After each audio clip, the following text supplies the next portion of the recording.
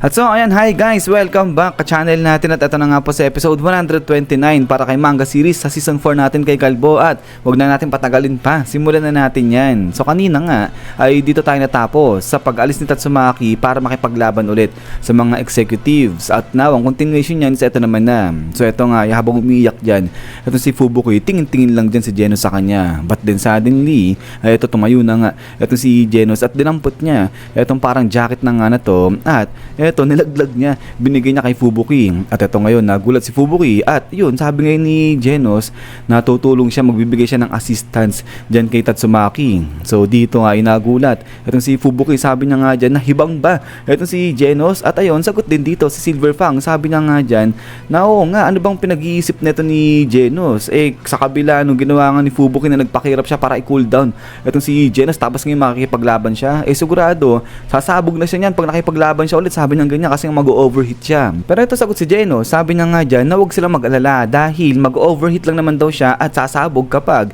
ginamit niya ng todo yung kanyang lakas. At ang worst case daw na pwede mangyari nito, magiging shield na lang daw siya ni Tatsumaki. At ito nga naiiyak dyan, itong si Fubuki kasi nga parang ang bait ni Genos. But then, ay ito nga maya-maya ay naalala nga dito ni Genos yung ginawa ng kanyang Master Saitama. So ito nga sabi ni Genos, si Master niya nagbibigay ng respeto doon sa kung sino man na binubuwis yung buhay nila kahit na hindi sila ganong kalakasan. At eto yung gustong gawin ni Genos, gusto niyang sundan yung yapak ni Saitama. At sabi niya nga rito, Master, diba eto yung tamang gawin? At dito sa kabilang banda, eto nga nag-stretching niya dyan.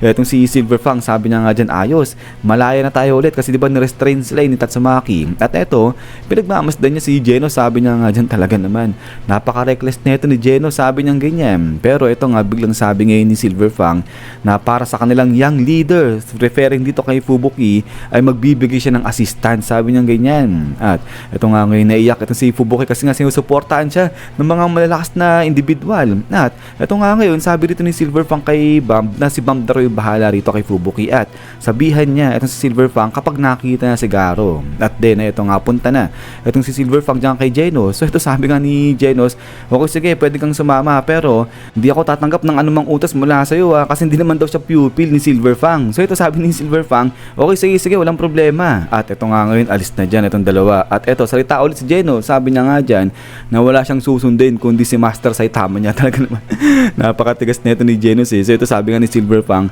bakit kasi hindi nila magpasalamat to sabi niya ganyan. But then ito nga ngayon ay umiyak na talaga dyan ang tuluyan ito si Fubuki habang pinagmamasdan yung umaalis itong dalawa. At din ay pagkatapos nga nito ay dito sa kabilang banda may apat na misteryoso naman na biglang dumating dito sa may ZCT. At ito nga sabi nila, aba talaga namang nilinis niya itong lugar na to, kala mo wala raw taon na nandiyan. At sabi nga nila Tatsumaki, di ba yung pangalan niya para siyang atomic bomb, sabi niya lang ganyan. At ito nga ngayon labas na itong mga matatanda na to, pero ito nga sabi dito ni Manong, pero sa gantong paraan ay mas madali nga raw siya na makaswing ng blade niya kasi wala na siyang iintindihin At so ayan ay pagkatapos dito sa apat na misteryosong matatanda na nga na to ay balik naman dito sa side na ni Tank Top Master dahil ito nga ginakain na siya ni Buta. Grabe, labasan na nga dyan yung mga makakapal na ugat ni Tank Top Master sa braso niya. At ito, pinipilit siyang kainin ni Buta pero pinipilit din ni Tank Top Master na i-push itong bunganga dyan ni Buta. So nagkakapwersahan itong dalawa sabay maya-maya pa. Spam!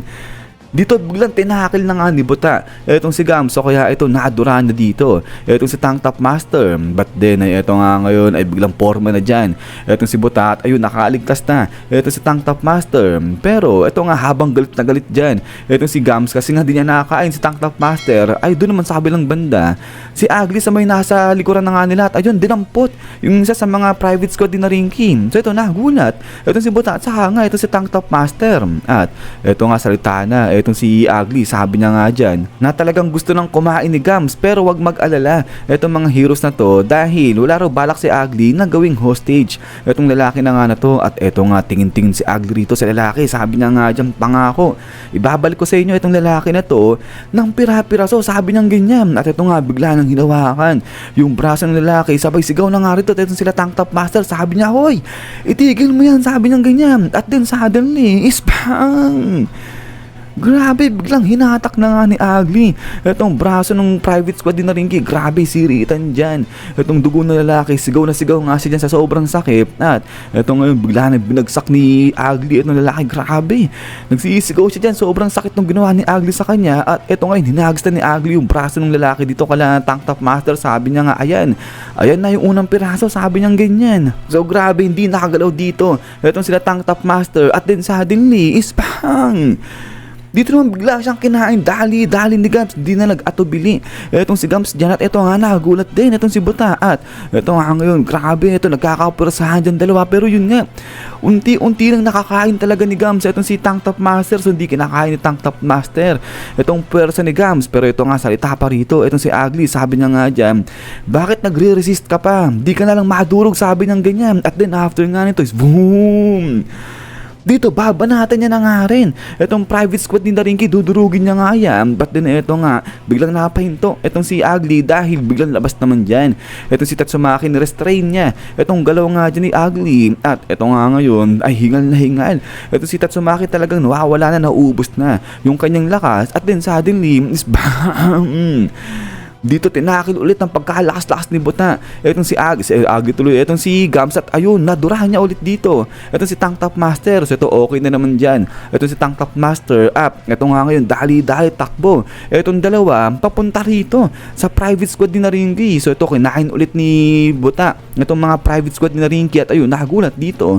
Etong si Ugly. At then after nga niya, na ito nga bigla lang kinuha ngayon ni Tank Top Master etong si Buta para ihagis yan. At ito nga ngayon, sabi dito ni Tank Top Master, nasabihin kay Moomin Rider na silang mga heroes yung magtatagumpay sa laban na to, kasama yung ibang mga heroes na naglaan ng kanilang mga higaan doon sa ospital. At then, ay after nga niyan is dito na nga ngayon, biglang hinagis na ng pagkalayo-layo at pagkalakas-lakas ni Tank Top Master etong si Buta. So parang nga makaalis na etong si Buta kaagad dyan sa area nila. But then ay pagkatapos nga niyan, ay dito naman sa kabilang banda, ay ito nga gigil na etong si Ugly, talaga nagpapabuff nga siya rito at pinipilit niyang kumawala dyan sa pagkaka-restrain sa kanya ni Tatsumaki. At then after nga niya is bang!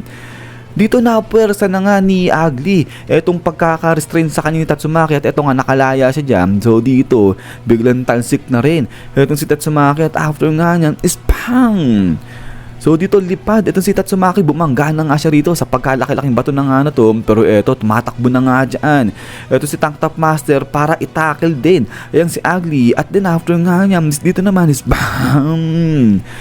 Dito sinalubong siya ng suntok neto ni Ugly. Grabe ang lakas ng impact ng pagkakasuntok ni Ugly rito kay Tank Top Master. At pagkatapos nga niya, is ganito na nga yung nangyari sa kamay neto ni Tank Top Master. Grabe, nagulat ito si Tank Top Master kasi nga naging luray-luray na dyan itong kanyang braso. At habang sa kabilang banda, ito naman si Tatsumaki, grabe, parang nabasag dyan yung uling ni Tatsumaki ng konti. Itong labasan dyan yung mga dugo ni Tatsumaki. At bagsak dito, lumaypay na itong si Tatsumaki dyan. At then pagkatapos nga niyan, eto nga, bumuelo pa ng suntok dito itong si Ugly. Sabi niya nga dyan, wala kahit isa sa inyo yung makakaligtas, sabi niya ganyan. At then pagkatapos nga nito is BAM! Dito ay dinikdik na nga ng tuluyan ni Ugly. Etong si Tank Top Master dyan, grabe, lubog na lubog dyan. Etong si Tank Top Master sa may sahig. At eto nga ngayon, bam, grabe. Parang wala na talaga, kala mo mamamatay na etong si Tank Top Master dyan. At eto nga ngayon, isa pa, bam, bigla pa siyang sinundok ulit dito ni Ugly. Grabe, di niya tinitigilan dyan etong si Tank Top Master. At then after nga nito is bam!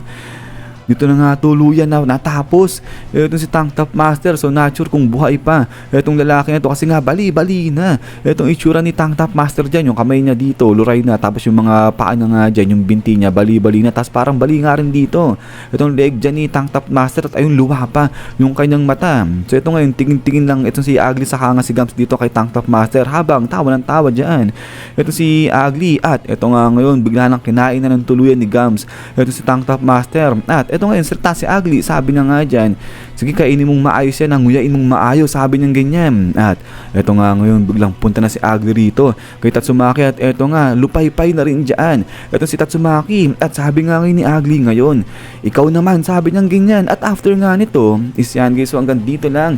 Ito sa episode 129 natin. So grabe, napakalala, napakatindi ng ginawa ni Ugly sa episode na nga na to. Pero yun guys, ay ulit maraming salamat sa panonood dito kay One Punch Man natin. At yun pala, pasensya na guys dun sa mga naghihintay sa inyo ng Hell's Paradise natin sa episode nun.